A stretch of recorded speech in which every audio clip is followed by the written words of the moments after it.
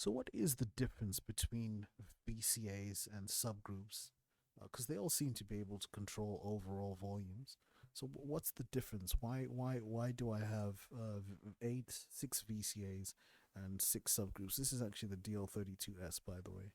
If you have the 16 S, or you'll have different amounts of subgroups available.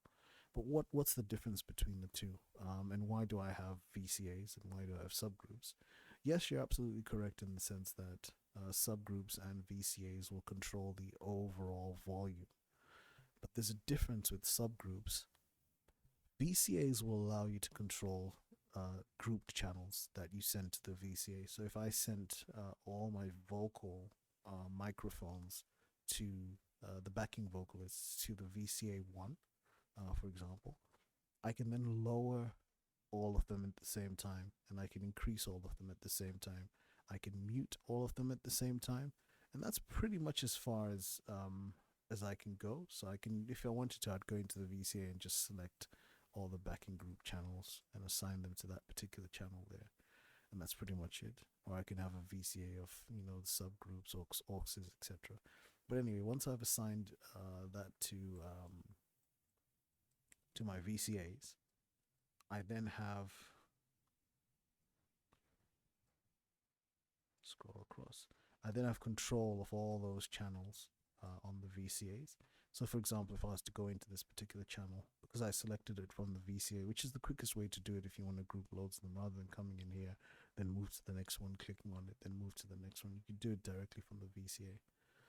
You'll see all these channels are now linked to VCA1 straight away. Another way of checking or being able to determine is you'll have a green light lit in this section here, because this section here is for VCAs.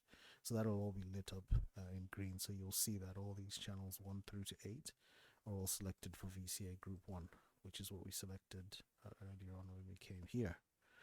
So VCAs are just basically overall control, volume controls. And they just allow you to control the volume of grouped channels or a group of channels instantaneously. Subgroups will do the same thing. However, with subgroups, you actually get additional features. So you'll see quite clearly over here that with the VCAs, you just have that, and there's some different sort of symbols. We'll use that for now, that word. But with subgroups, when you go into your subs give you the ability to do a little bit more with them. So if you sent a group of channels to subgroup 1, then what you can do is you can actually EQ the overall group of channels, and you can EQ all of that so that you get an EQ of the entire group. Yeah. So say, for example, I mean, here's a good example of what you'd want to use it for. Let's just say, for argument's sake, I wanted to group channels 1 to 8, and these were all singers. I've already EQ'd the individual singers' microphones.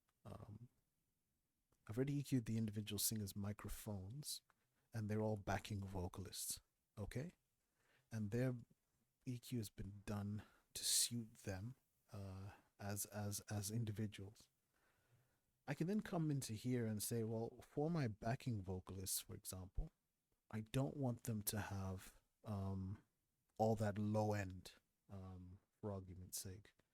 I don't want them to have that low end. So I want my backing vocalists, for whatever reason, to sit between 100 hertz and, no, let's take it up. Let's take it up to 14,000.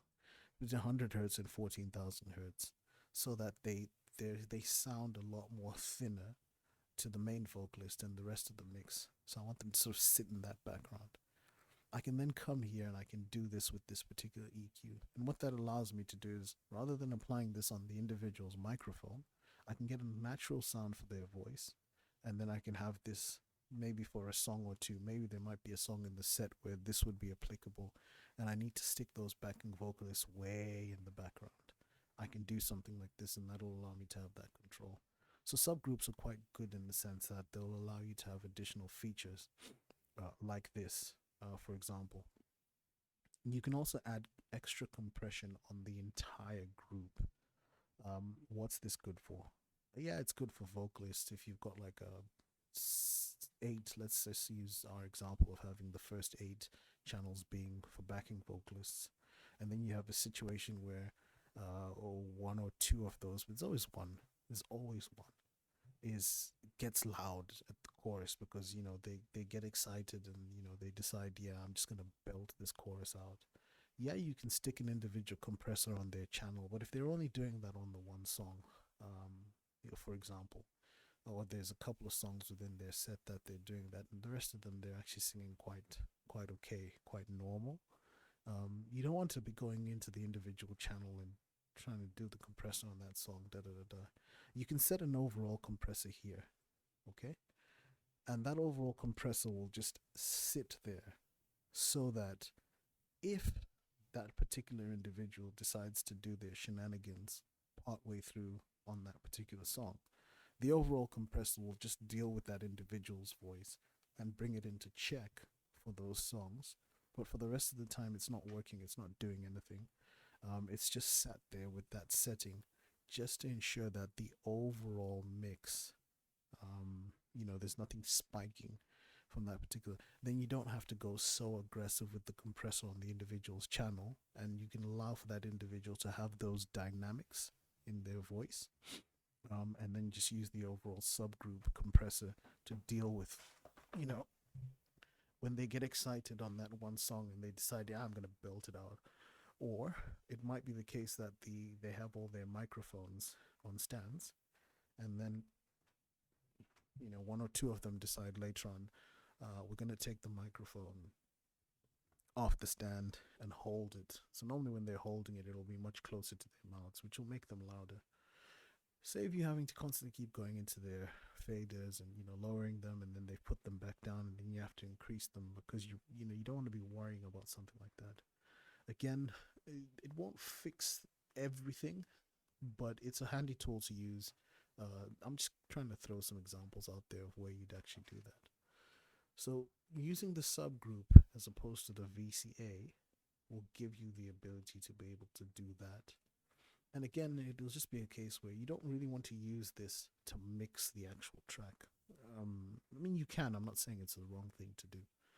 But ideally, what you want to do is you want to have this thing set so that it's not really working, and it only comes into work as and when it's needed. So that's for vocals. If it was drums, for example, then yes, you do want your compressor on your subgroup to work a little bit more, because the compressor on the subgroup will glue all the drums together and make them sound tighter. So it'll give the drum mix a tighter, more togetherness sounding. The best word I can use is glue. So it'll glue all your drums together so that the kit just sounds, in and of itself. If you want it to have more oomph, or if you want it to be, maybe the drummer goes crazy on a particular song, and rather than go into all the individual items and recompress, change the compressor settings for that one song, you can come here and you can apply an overall compressor on the entire kit. And it may well be that the compressor doesn't actually do any work until it gets to that song, and then you'll start to see the compressor kicking in. That's an advantage of having the compressor on the sub, to glue them together, or to use them as a safety net, to use the compressor, as a safety net, just to ensure that nothing spikes out of control. So you've got EQ, you've got compression, and those are the features you have. I mean, ideally, if you are going to be doing vocals and drums within your subgroups, you want to link them over. So you want to have left and right subgroups, and you want to do the same with whatever it is you're going to have. So say the first one was the vocalists, and the second one was drums, for example.